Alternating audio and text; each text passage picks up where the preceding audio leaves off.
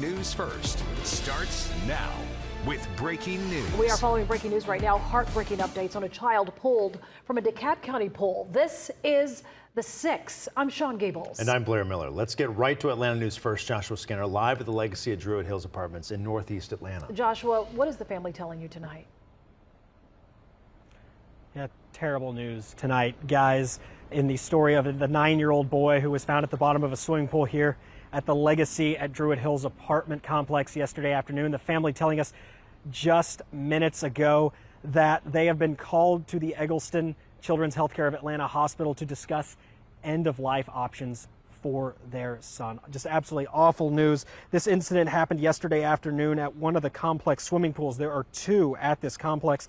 A 9-year-old boy somehow wound up at the bottom of the 9-foot deep pool. Witnesses noticed that he was in trouble at the bottom of the pool, but they didn't jump in to rescue him because they say they couldn't swim. They eventually found someone who could. The boy was pulled from the water, taken to the hospital. They had a pulse. Now, this morning when we spoke to the family, they were upbeat. They told us that it looked like he was improving. However, in just the last hour, the mother tells us that doctors have called her to the hospital to discuss taking him off life support.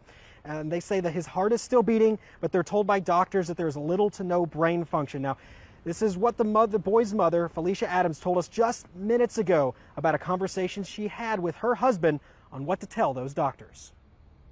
And I said, no. I know it's God who gives and it's God who takes.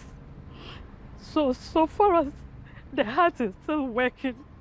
They shouldn't temper him. He should just go ahead and tell them, I'm not coming there. He should tell them this is the decision we've taken.